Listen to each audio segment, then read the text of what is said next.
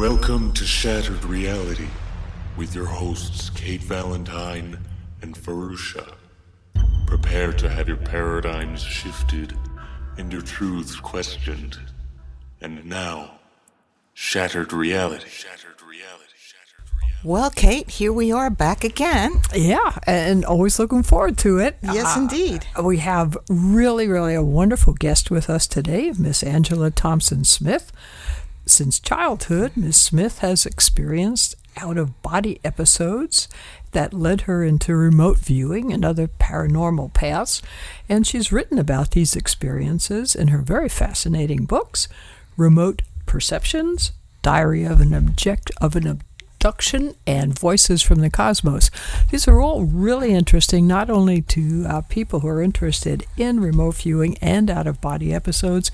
It has quite a lot to do with extraterrestrials and exobiology, which was a subject I was always interested in. But Fahrusha, how did you get interested, or how did you know of Miss Smith? Well, about a year and a half ago, I happened to have picked up the book Remote Perceptions, which is Angela Thompson Smith's first book and published by Hampton Roads, which was owned by a few friends of mine. And it was just really interesting. And as I was reading about her life, and she grew up in England, a very long family history in England there, and then she became a nurse, and then she was working for Princeton. But during her experiences involving possible other lifetimes, her out-of-body experiences, her remote viewing experiences, and direct psychic experiences, I really resonated with it because I felt like she was sort of like super me, because I've had a lot of experiences myself, but not anywhere as many as she has. But her experiences rang true to me because they were very similar in nature to the kind of experiences that I have had. And as a result of that, I sort of had a short internet chat with her through email at the time. I don't know if she remembers that. But then when we were thinking about who should we have on our program, and Kate and I were talking about, hey, we're two women here, and we want to have other women in the paranormal field, people who do similar things, are interested in similar things to us. I mean, we're not going to exclude men by any means, but we feel that at least, if not every third guest should be a woman. And I thought, what a wonderful person to ask to speak to us. And she so kindly has agreed.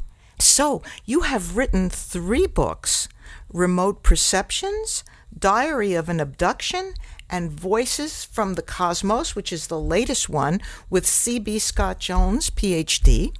Can you tell us a little bit about how you started how you started as a child? What were your experiences as a child which led you to this, so our readers, our listeners rather, will become your readers?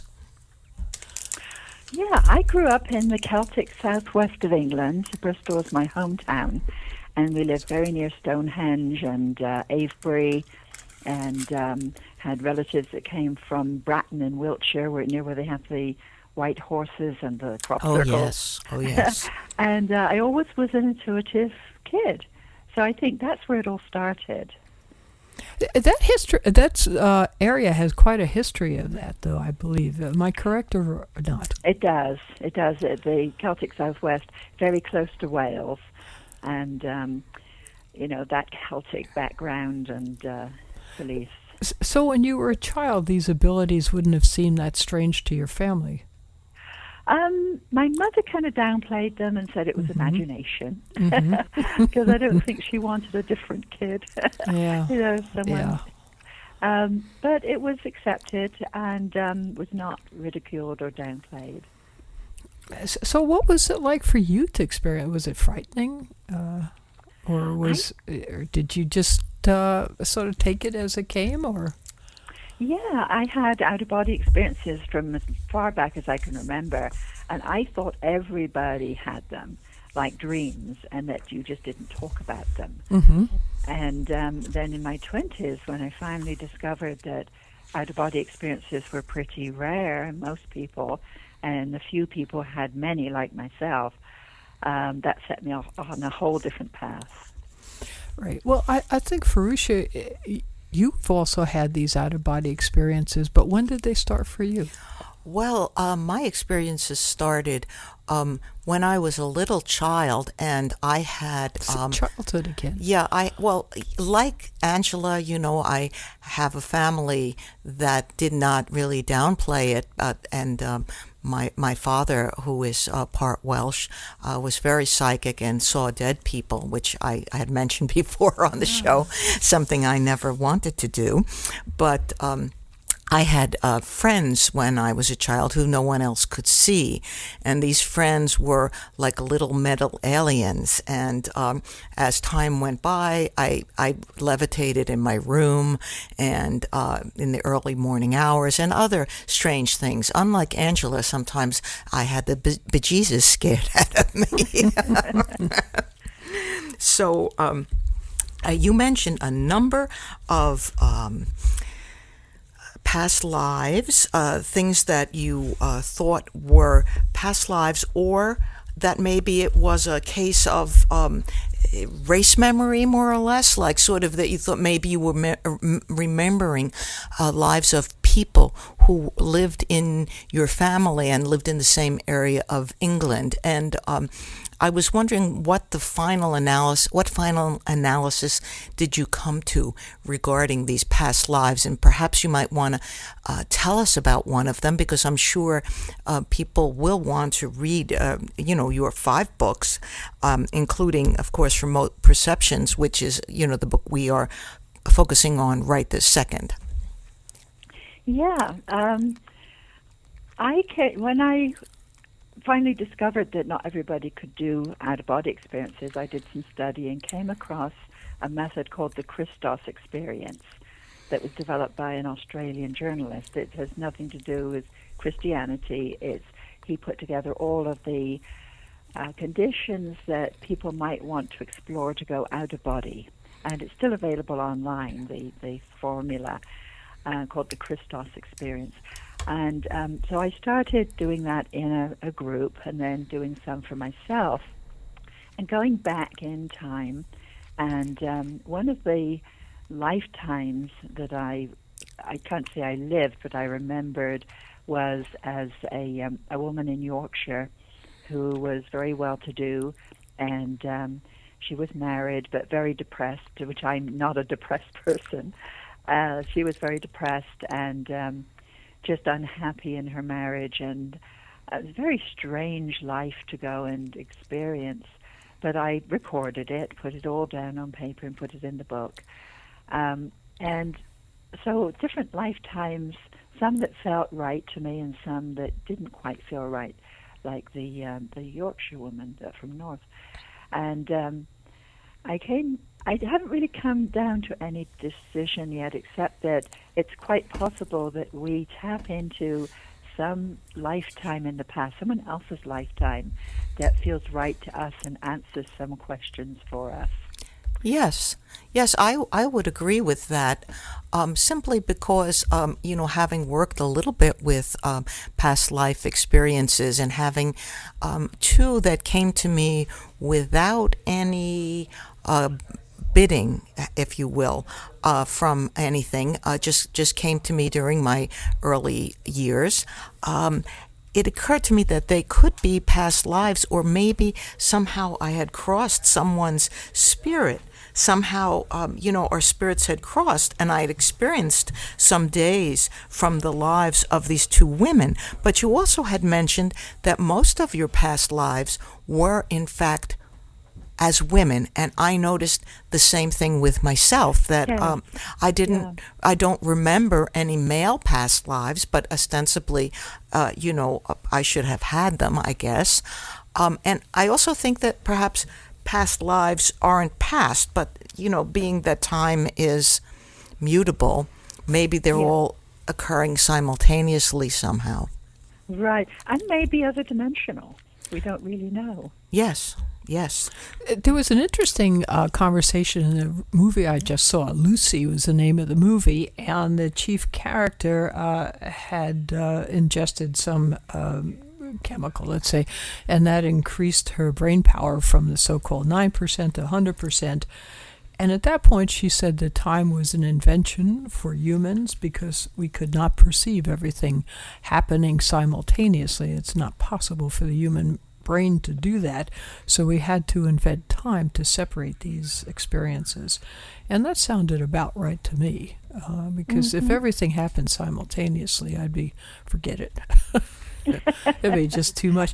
But I was wondering if you and Fahrusha could explain to me, since I haven't had this, what do you mean by an out-of-body experience? It's probably basic to you guys, but I don't think that I know what you're talking about particularly. Go ahead, Angela. You're on. All right. Well, I can tell you from, it's changed over the years. As a child, I would be put to bed and I was still wide awake, and I would lie down. I knew I wasn't asleep. And I would go up on, part of me would go up on the roof and look around, and I'd travel around the neighborhood, go to my grandmother's house, see what she was doing. I'd visit all sorts of places. And then I'd come back and go, okay, enough of that, and I'm going to sleep now. And I knew it was different from dreams because I was still awake. Did your grandmother see you when you were there? Nobody ever saw me. Okay. No. So it was you sort of traveling with your mind. Right, yeah. Or But I really whatever. felt I had a body. I could make decisions where I wanted to go. Okay. It was purposeful. And over the years, particularly when in my 20s, when I decided, okay, this is something not everybody can do, I started working with it. And it was the forerunner, really the precedence to going into remote viewing training, because I could decide, okay, my friends are going on vacation. I've asked them if I could come and take a look, because I did some experimentation. I want to go and look where they are, make some notes, and when they come back, I want to share what I've perceived with them. And I didn't get everything right, but there was enough right that I felt there was really something going on. Well, would you say, in terms of, say, remote viewing as opposed to out-of-body experiences, that they are related phenomena, but out-of-body experience can be more like, an astral travel where you are actually at the place, whereas remote viewing, you see things at a distance. It's like, to me, remote viewing is a protocol for clairvoyance. Yeah, there are lots of overlaps, and I like to think of out-of-body experience, the more stream flow of consciousness type of experience, as a lateral experience, and the remote viewing where you sit down with pen and paper is more of a digital, linear type of experience. So there are lots of overlaps, but they are different. And some of the people who do work with out of body, like Bill Buellman. Do you know Bill Buellman? I don't know him, but I know of him. Yes. He works in a variety of different ways for people to go out of body, but it seems to me like many of the times in working with him, one enters sort of onto a different dimensional plane or a different state of matter, like where you're in your etheric body and you're in a different, like a very similar but different locale. And those kind of things can be accessed, I believe, kind of more easily through lucid dreams, like starting in a lucid dream and then working it up to where you are very volitional and traveling around in spaces that you recognize almost. Yes, yeah. And also through visualization exercises, journeying. Yes. You can actually go travel and visit places that you want to go to. And more recently, I'm jumping ahead here a little bit, but you have become a shaman and are involved with shamanism. Is that not the case? That's right. I'd always had a leaning towards shamanic experience from being a kid with my own garden and loving nature, knowing the names of all the British plants and their uses. And then 2010, I had the opportunity to go and do some training with vision seekers, with Hank Wesselman and Jill Kuykendall. Yes, yeah, beautiful. Wonderful teachers. And so I've been working with them, going to their workshops, and I became ordained in 2010. Beautiful. And it took a lot of paperwork, but you have to justify where you've been, where you're coming from, what you plan to do with it. Right. So that's true. I've become a shaman.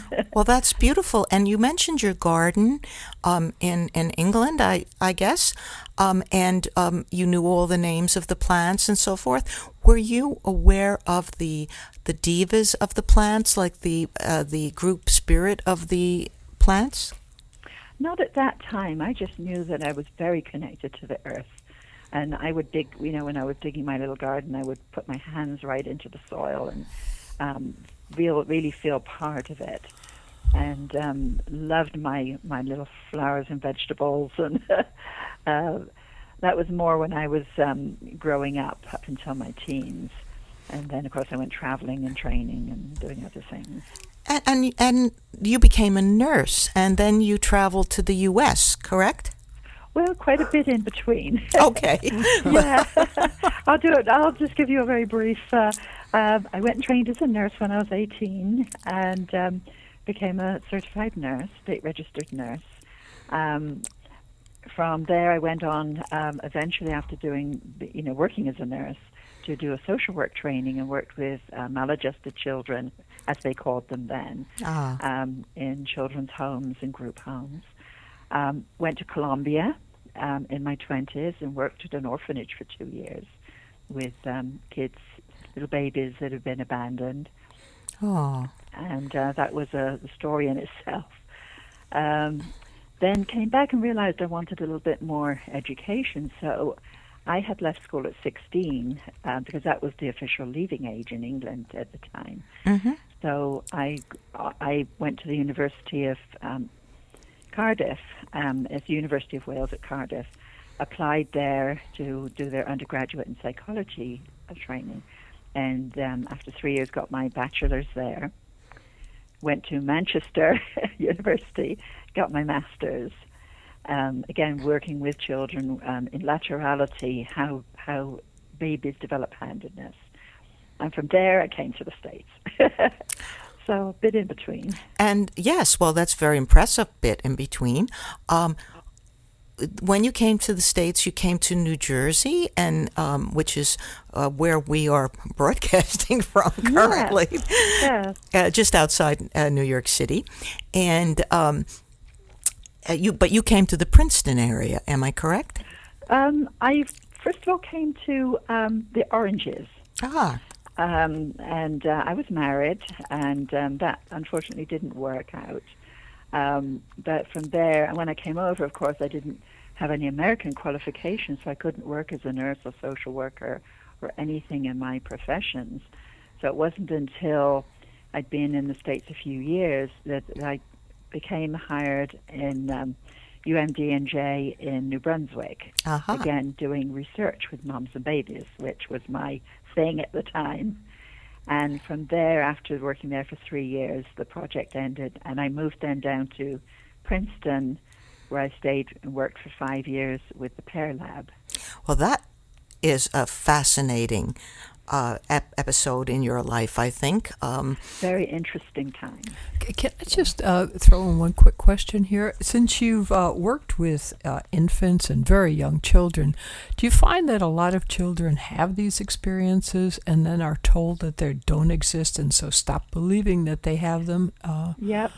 Yeah. Absolutely. Yeah, that was what I was told. I don't know. I've never worked with young children in groups, certainly.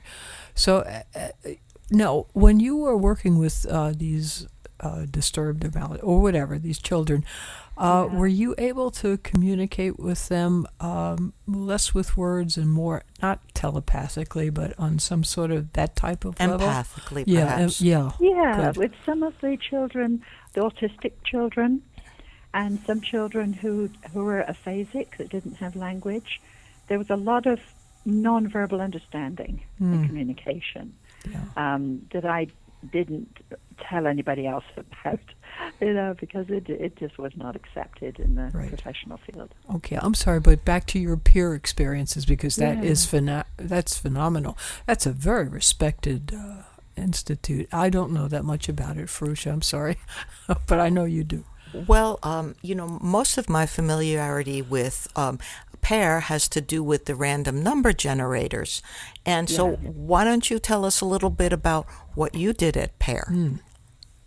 Well, I was hired basically as a technical assistant, and I went in and worked with Brenda Dunn and the team at PAIR, and I was really accepted as part of the team. The work that was being carried out was, of course, the random number generator work, the remote perception work, which was the civilian equivalent to what was going on in the Stargate remote viewing unit in the military. We also did a little bit of other psychic work from time to time whenever there was an interest. But those were the two main thrusts of the lab, were the random number generator work and the remote perception. Okay. Just how successful is remote viewing? Because I don't know. And honestly, as an outsider, you'd say, well, I don't know. Maybe it's true, maybe it's not. But you do have fairly good success rates with this. Right. Well, I can speak from two perspectives. One is my personal perspective, which is I've been tested in multiple labs, and I'm about the 78% level. Wow. According to lab testing, And I suppose over the years I've got pretty good at it. Much like a singer, who has a natural ability, can become trained and practice. Right. It's the same with remote viewing. And I know you teach this as well. So for myself, let's say, as an example, who I don't believe has had any abilities along those lines. But she does. I did. But anyway, none that that come to the fore. But let's say I didn't, but was interested in developing them. Do you believe most people would have the ability given the proper training? For example, you just mentioned singer. I mean, they could train me in singing until they turn blue, and I would never, ever sing well. Yeah. But so that would not be my ability. But you feel that most people would have the ability to remote view to some extent. I certainly could sing a little bit, not professionally, but certainly to some extent. But you feel most people can remote view? Yeah, because remote viewing the ability occurs on a continuum. Most people are intuitive, and all remote viewing training does is it gives you more access to that intuitive level. So there are various methods, various categories, various protocols that enable you to do that. And of course, as you know, there's some people who are psychically tone deaf, and they can achieve a little bit. And some people who are very good at it, and a lot in between. Okay, thank you. And your school, which is in the Las Vegas area, is MindWise Consulting, yes? Yes, I'm in a little town called Boulder City, just outside Las Vegas, on the way to Hoover Dam. Excellent. Just, we want to give you that plug. You may hear from somebody, and we want them to know about all of your various, businesses and books going on. Did you meet Ingo Swann in that period? Not during the time I was at PAIR. It wasn't until I'd left PAIR after 5 years. My part of the contract had finished, so I moved out to Las Vegas, and I worked for Robert Bigelow. Oh, yes. And he sent me off to New York at one point to work with Bud Hopkins. Ah, yes. And Bud was in poor health at the time and needed some assistance. So I was loaned out to Bud. And during the time I was in Manhattan, I contacted Ingo Swann. I was writing Remote Perceptions at the time. and asked him if he would write the foreword for me. So we met in a diner and spent a couple of hours talking, and he read the manuscript, and he agreed, he would write the foreword, which I was so honored to do that. That's wonderful. I mean, I've lived in New York for, most of my life, at least in the metropolitan area and in the East Village, and I knew lots of people who knew Ingo, and I never got to meet him. And it's one of the great regrets that one of the people that I regret I've never met. And so I've made it my effort to meet other people that I would like to meet. I've put myself out to do so because he is one of the people that was available pretty much to me, and I never met him. So it was a great disappointment, but it has set me on a different course. Part of the reason that I was set on a different course. Yeah, he was very hospitable if he liked you. Yes. And whenever I went to Manhattan, I'd call up and say, "Hey, can I come over and visit?" And he'd go, "Yeah, sure, come on," And he shared a lot with me, a lot of his work. So I feel very honored to. Was he also an experiencer since childhood? Oh, yes. Yeah. And he developed it more or less on his own too, since I think until the 70s, late 70s, early 80s, when I think it was early 70s. 70s, yes. I think he started right. working at Stanford Research Institute with Russell and so forth. Yeah. Before that, he was at the American Society for Psychical Research in Manhattan. And he was there for a couple of years, actually taking part in research, and then actually giving them some pointers as to develop their OBE research. And he had that one really odd experience with the moon or something. Penetration, yes. What was that all about? Okay, I'm the UFO freak, so I need to know. I only know from the book. He never really talked about it. Never mentioned it. No, he did mention it a couple of times in talks, but he was contacted and hired and taken very clandestinely to a location, an unknown location, where he was given an unknown target, just a coordinate, which is just like an address of a location, but by alphanumeric, and he started remote viewing the moon, the back of the moon, and the back of the moon.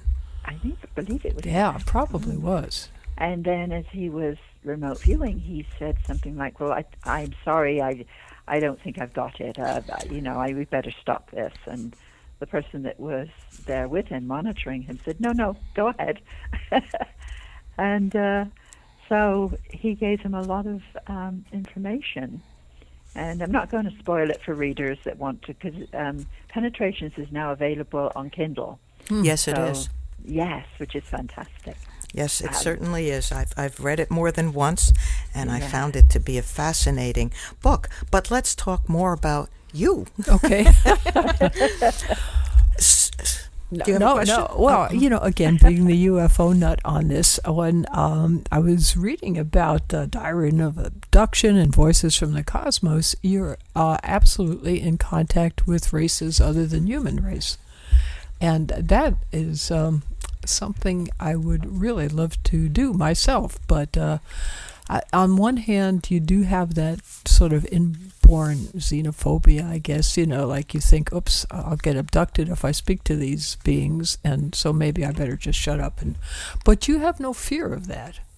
No, I did have when I first started looking into all this, it kind of started from when I remember when I was 16, and my brother and I, we were living down in Dorset by that time, south of England, and something landed in the meadow at the back of our house, lit up our rooms with this intense light. I went under the bedclothes, and my brother, who was very brave, looked out the window and said, "Oh, there's a UFO landed in the field." Wow. And from then on, I had a variety of experiences which are now classified as the out-of-body experiences, which could really be classified as take and return, Yes. catch and release. Indeed. Now, can we ask a question about those catch and release experiences? Because I have had some, alien experiences myself. And did you find that you had any paralysis at the start of an experience? No, because a lot of my early experiences were just pushed into the back of my mind, and didn't remember a huge amount about them until actually I was at Pear and met a woman who'd had similar experiences, and that woke up this, oh dear, what have I been experiencing all these years? So that was at that point where I started paying some serious attention to it. But I really didn't have the paralysis.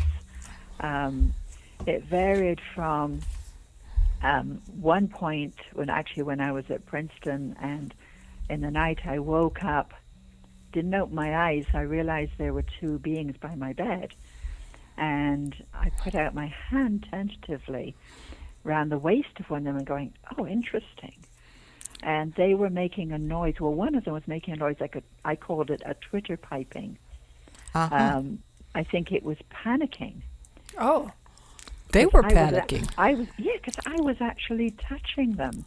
So I brought my arm back and said, hey, I didn't mean to upset you, or I'm not going to harm you. And that was it. I didn't remember anymore till the morning, but I woke up going, wow. You are braver than I am, Angela. In your Voices from the Cosmos, you identify a number of different races of aliens that have visited the Earth or are interested in the Earth. And in my late teens, well into my 20s, I had a number of experiences with a being that would be classified as the tall Nordic blonde type. But at the time I didn't know it, and one day I was reading a magazine which I had purchased in Manhattan at the Virgin bookstore, which is no longer there, run by the Virgin Airlines fellow. And I purchased a magazine, a psychic phenomena type of magazine, and in the back there were a listing, I believe, of 5 different alien types, and I was kind of generally interested, and I must have been about in my late 20s at the time, and all of a sudden my eyes grew wide because they were talking about this Nordic alien type, Nordic blonde alien, large, basically 6.5, 7.5 feet, being. And all of a sudden I realized that other people had seen what I had seen, which I was totally unaware of at the time.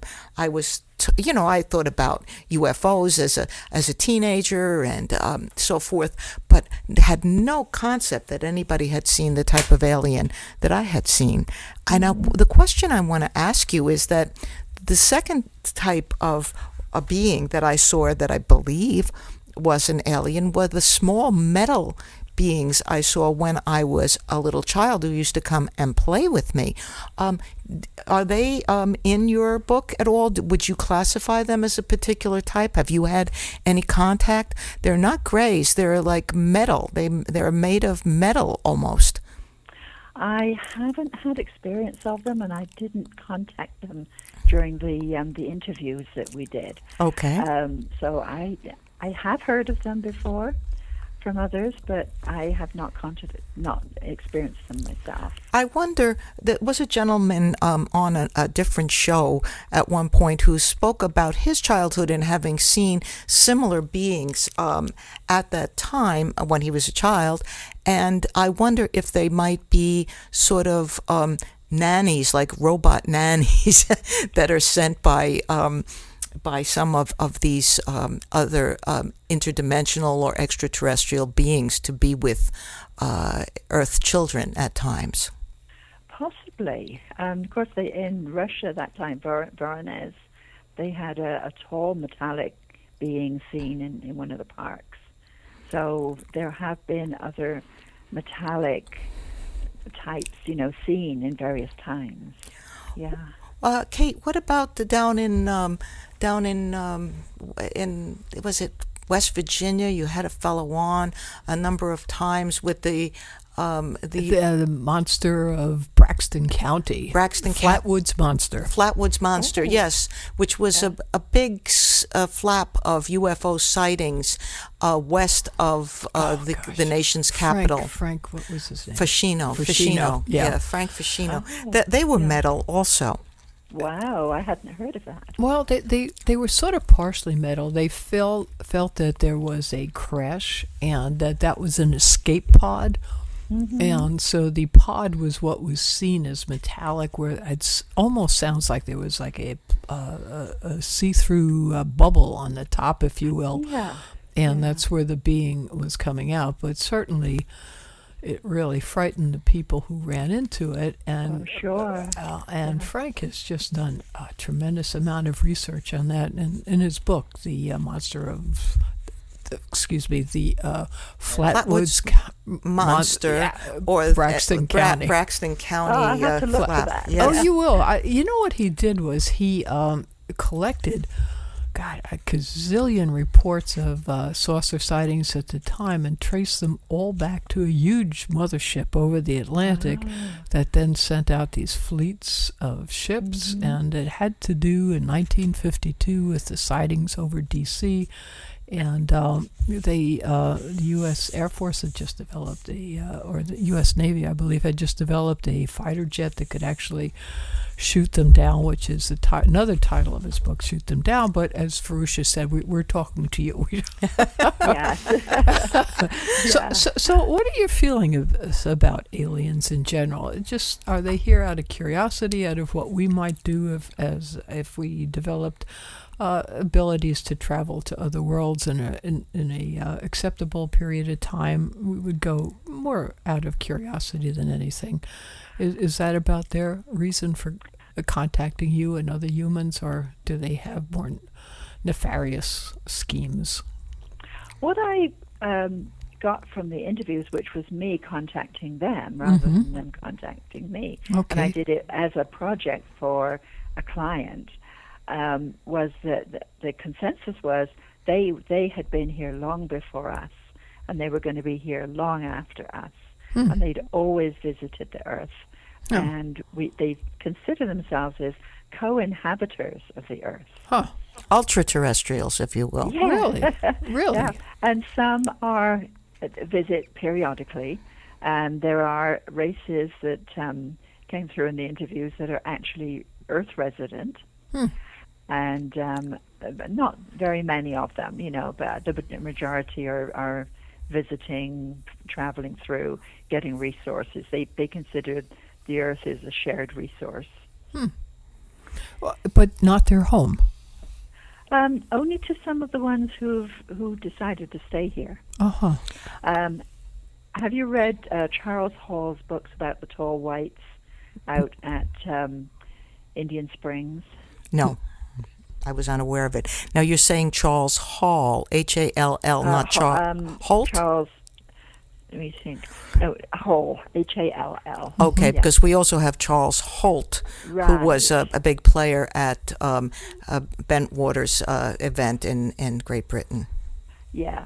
No, he'd written Millennial, I forget the actual title. He wrote 5 books about how when he was an airman, he was stationed out at Indian Springs, which is now Creech Air Force Base, and his encounters there with groups of tall whites who were kind of resident out there. And this comes to a question I was about to ask you: if you what your encounters have been with any physical aliens, or just basically like a remote viewing program. Right. I'm sorry for the That's okay. Doggy barks here. No worries. That's okay. They're doing a little communication of their own. Yes. But is there like or if you will, an planet somewhere, like where all these races came from? Is there a starting point somewhere way back when? When you think about just the Milky Way to begin, I mean, it's immense. Yeah. And then that Milky Way has to be included in something else. Mm-hmm. And that has to be included in something else. Mm-hmm. So it boggles the mind. Yeah. So we're kind of arrogant to think we're the only intelligence. Oh, yes, there's a lot of arrogance. Yeah. One of the Greys had said there are as many races out there as stars in the sky. Well, just statistically, that will prove to be true eventually. But is there one race that claims that they were the progenitors of them all?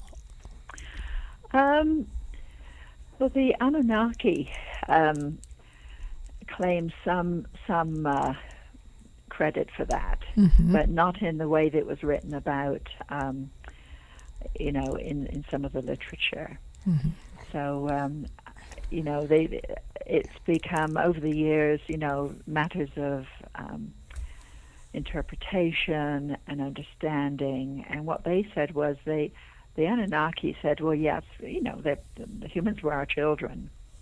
There's all these stories by Sitchin that we were the original slaves of the Anunnaki, for, going down mining gold for them. In Africa, yeah. Yeah, but the Anunnaki that I've contacted and interviewed said, no, that was just a matter of misunderstanding, that the human race was their children. It was a paternalistic. Yeah, because you feel like I don't know, like as a human you think that everything has a beginning, you think of the Big Bang and all, but that really hasn't been proven either. It's just been, speculated that that's the way it is. Well, I'm sorry, go ahead. I'm sorry.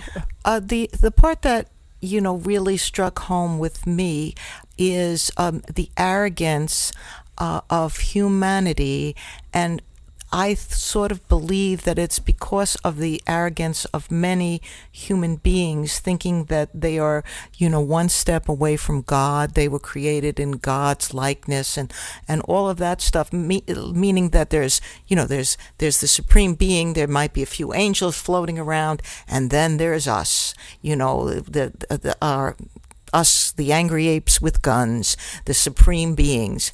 And I think it's incredibly arrogant, and I also think that it is part of the reason that humanity, by and large, has not accepted the extraterrestrial or the ultra-terrestrial presence. What would you say about that? I think you're correct. We are, even though we are an arrogant, aggressive species, humans are wonderfully amazing. We as a species are wonderfully amazing. And that was acknowledged by the alien races that I interviewed, except that they kept saying humans are limited, not in the respect that we never have any potential to develop, but we haven't developed that potential yet. Well, it's that sort of that makes sense because you have tribes that have not been exposed to today's civilizations, technology, and so on, and their children brought here rapidly adjust to it and come along. And so I think one of the fears that it seems from what I've heard from various reports from people who have contacts with aliens is they're afraid to give us too much at one time, that we would not adjust to it. We could, but it would be too much too soon. So I don't know. Yeah, there's the idea that society is being acclimated to the concept of an alien presence, with the movies and books and leaks that come out. Indeed. And I think currently in our 2015, I think that it would be okay if the truth came out. The powers that be would probably have some egg on their face for not having dealt with it or not admitted it, but I'm sure there would be some spin to cover that up. They have enough egg on their face now. Well, you are referencing perhaps Colonel Alexander and his, admissions in his book about the different ways that the government has acknowledged the alien presence, and maybe people like, I guess it was Bob Emenegger down in Southern California, who was contacted by the government to make a film about the possible alien presence or something like that, and then it was shown by Disney once and never shown again. Is that the kind of thing that you're referencing? I think so. I've been on the fringes of the UFO field for many years, not been a known name in it, and so I've been privy to a lot of information that, I've kept my ear to the ground, and there's an ongoing thought currently is that disclosure has already been made. Yes.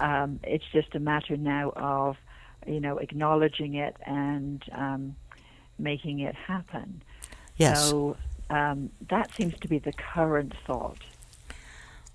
Yeah, I've written on my blog a little bit in that direction, about how it was sort of seeing fossils that came from Mars, and investigating the comets for possible life, and the panspermia theory of Chandra Wickramasinghe, and so forth, being like the beginnings of disclosure by saying, oh, look, there's little germs living on the far side of the moon, or something of that nature, so that it, break it to them gently approach. Yeah, right, and new information's leaked all the time. Like, I recently read from someone else that NASA has now just put out some photos that show actually blue pools, blue areas that might contain water. Because I've always thought, if Mars is Mars, not Moon, Mars is rusty red, then at one time there must have been water, there must have been oxygen. Right. Because the iron in the rocks rusts out with water and oxygen. Is there still water and oxygen there? And so now there have been these new leaks now of some actual possibilities of water being on Mars. And certainly below the surface, it is an indication that there's water below the surface. What do you think of Buzz Aldrin trying to send some people to Mars for a one-way trip? Yeah, and this, I think, is being orchestrated partly by Robert Bigelow here in North Las Vegas. He has a huge complex out there in North Las Vegas, building inflatable pods to go up into space, and actually he has launched some already. And there was a plan to attach one to the International Space Station. I don't know if that's occurred yet. And he wants to put these in rotation around the moon and around the Earth as sort of floating hotels. Wow. And I heard recently on the grapevine that he had hired astronauts in Las Vegas that were going to be trained, perhaps for a Mars mission. Wow, that is fascinating. Have you been out to the ranch? Which ranch? The Skinwalker Ranch that he owns? No, I haven't actually been there physically. Our group did some remote viewing for George Knapp, and that was included in their book, what was the name of Search the book? for the Skinwalker or something Search of that? for the Skinwalker, Something of that nature. What were your findings? Because that's a freaky place. What we found was that there was military activity. There was a lot of stuff underground. There was anomalous lights in the sky. And of course, this was from remote viewers who were given what's called blind targets. They didn't know what they were viewing. They would just receive an alphanumeric code number for what they were viewing. So there was, and that information is actually in the Search for the Skinwalker. It's in the chapter called The Military. I've read it, and I must have blanked on that part. I think Joe McMonagle's viewing is in there too. So, on Mr. Bigelow, have you ever met him personally? Well, I worked for him for a couple of years when I first came to Las Vegas. But did you meet him? Oh, yes. Oh, okay. All right. Many times. Okay, yeah. Because so many people mention him, but then they say, no, I've never met him. So I'm glad to know he does exist. I worked with him Yeah, so I almost on a daily basis at times Okay, all when I right. was there. Yeah. So he's done some very interesting research. I think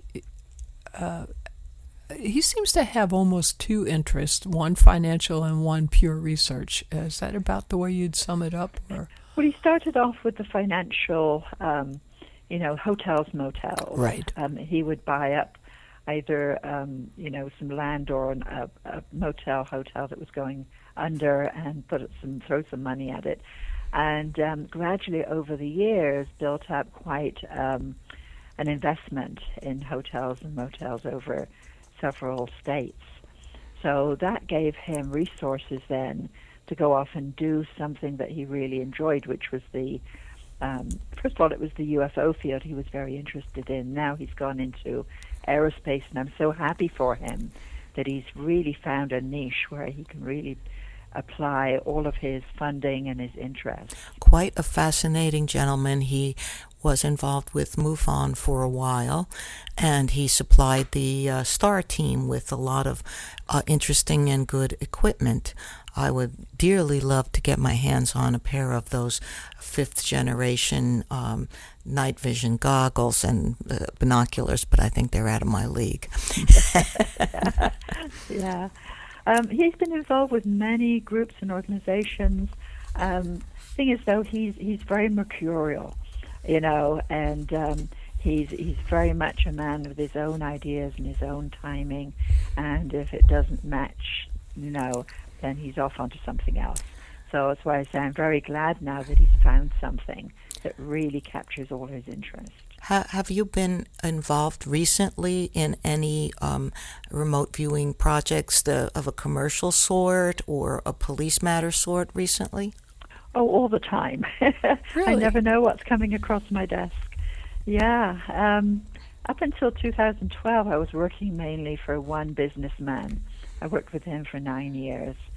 And we did a lot of business-type remote viewing, including going off target sometimes and doing like the alien interviews and some work on the Egyptian historical artifacts.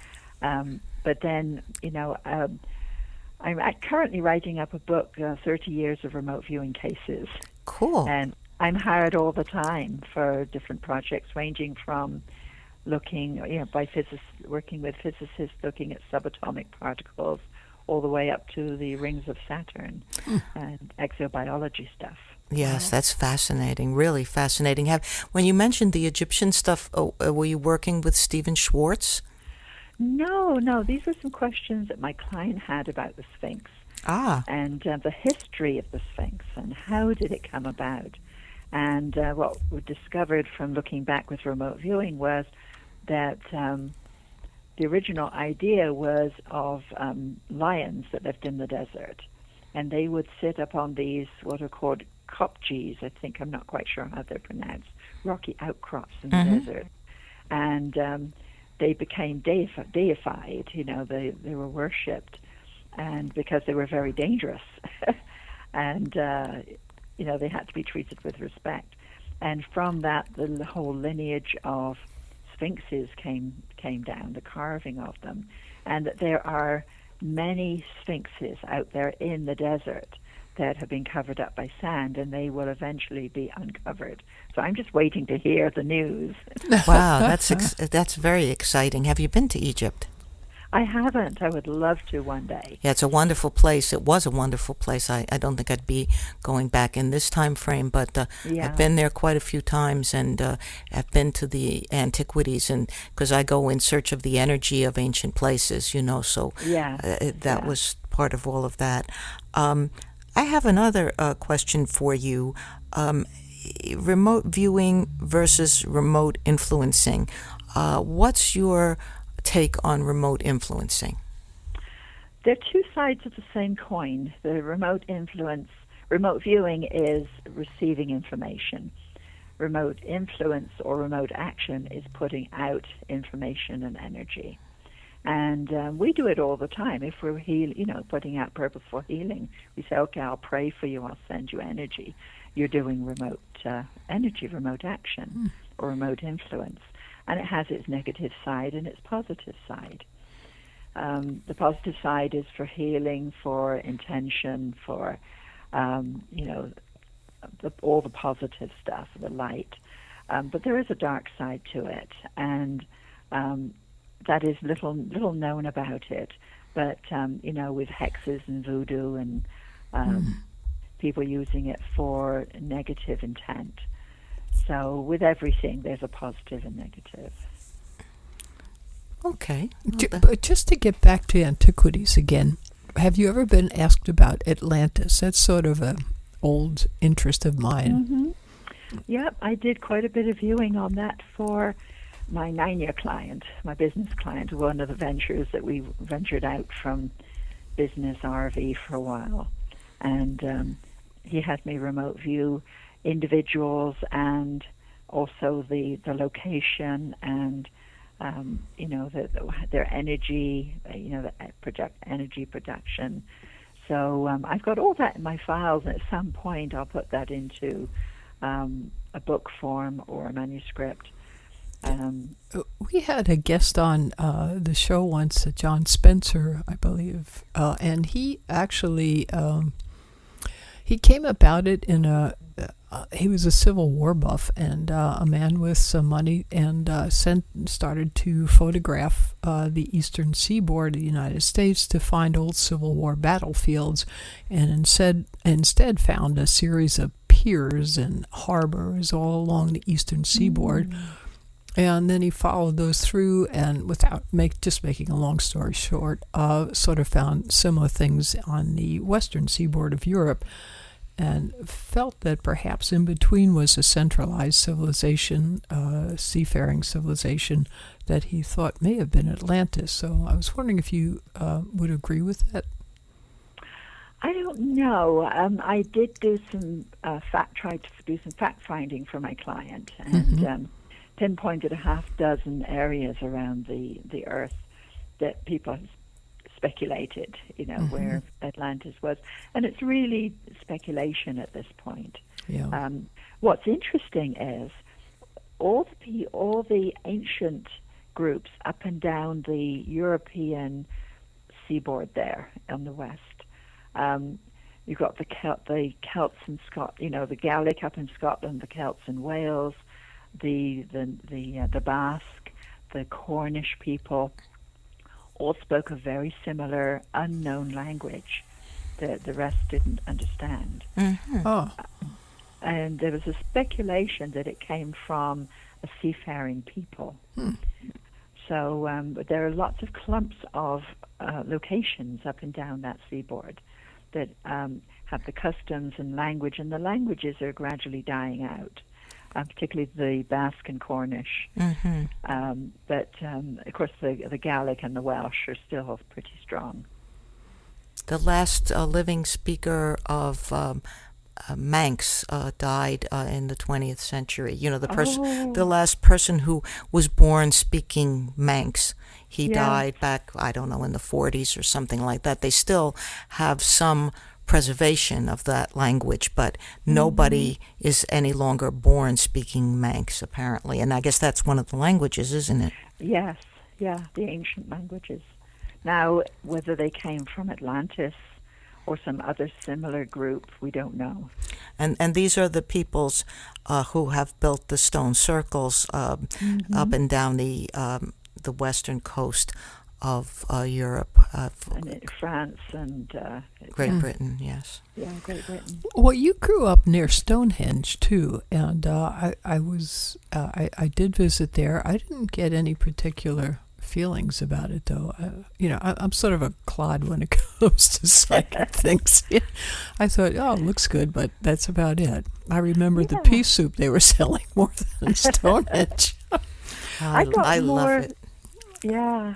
But I'm sorry. Go ahead. I'd love okay. to know your interpretation of it. Yeah, I got more feelings from Avebury. Did you? Yeah, as a kid, my mum and dad used to take us out to Stonehenge. It was not fenced in at that time.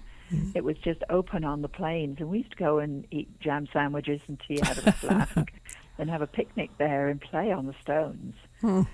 and get some tea out from a little tea hut that was there. And so growing up with it there, I really didn't know the significance of it until I was older. That's marvelous. What a marvelous childhood. I've been over a number of times in search of stone circles and cromlechs and I can't think of the dolmens all over the British Isles, up into Ireland as well, and just wonderful, wonderful energy, and even have taken some photos with. I don't want to say orbs because they're not the typical orbs, but light fluctuations that shouldn't have been there. Let's say Energies, that. Yes. Yeah, I adore the stone circles. I adore them. So when you sort of did remote viewing about them, did you have any perceptions of ancient peoples or anything along those lines? When I did the remote viewing of Atlantis. No, I'm sorry, Stonehenge. Stonehenge. I've never actually remote viewed Stonehenge. I've had some intuitive insights about it, that at one time it was a huge marketplace, that people would come out, a couple of times a year, sort of spring and autumn with all their cattle and produce and, sell it off.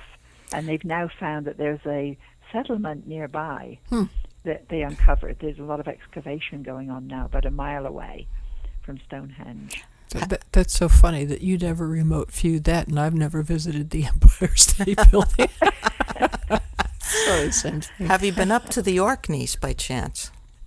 No, but every year, a couple of years, I go up to Loch Lomond. And I have some friends there, and I go and teach. And they get some students together. I go up there and teach remote viewing. Wonderful. And behind their house is a hill, and it overlooks Loch Lomond. It's up on the rise of land. And there's a wonderful big burial mound. And you go further up through the woods, you get to these ancient burial cists, these stone boxes basically in the ground that are incredibly ancient. And I get a great feeling from them, of antiquity and mystery. Wow. So you've had an incredibly interesting, varied life, a progression through the psychic arts, if you will. And what's coming up for Angela Thompson Smith?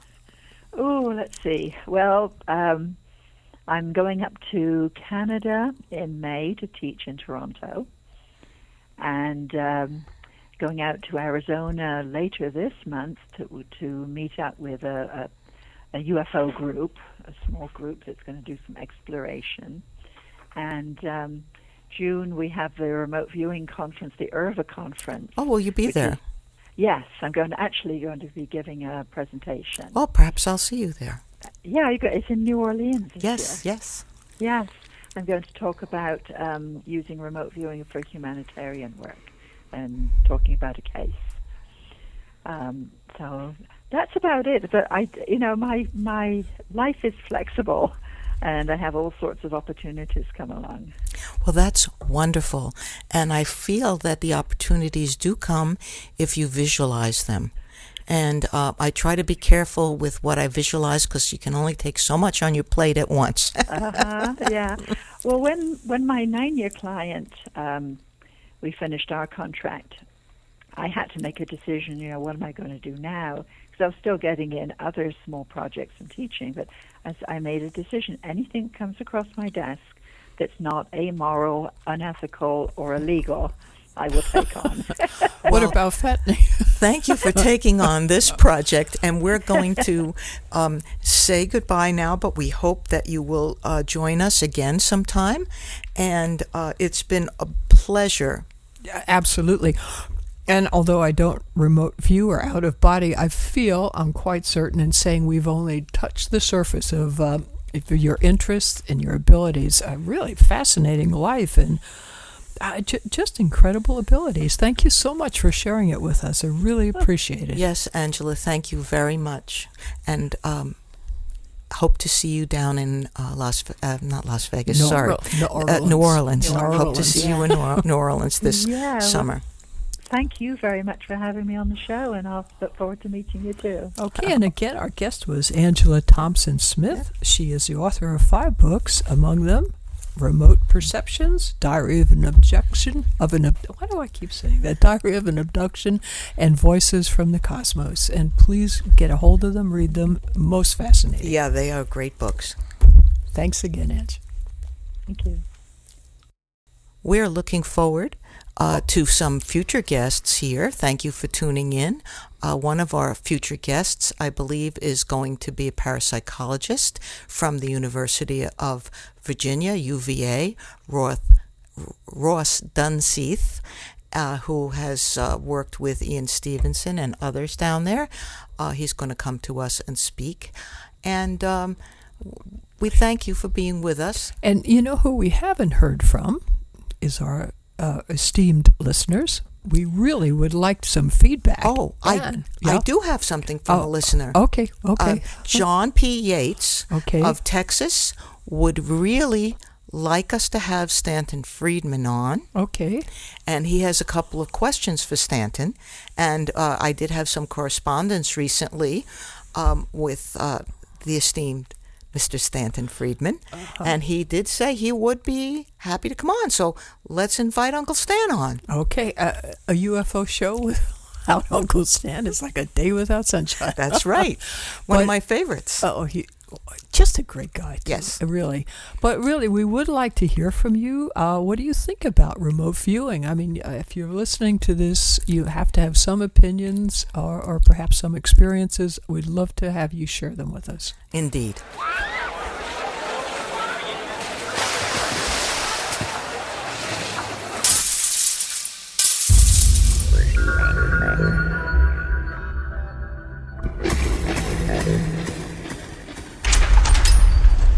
Welcome to Shattered Reality with your hosts Kate Valentine and Fahrusha. Prepare to have your paradigms shifted and your truths questioned. And now, Shattered Reality.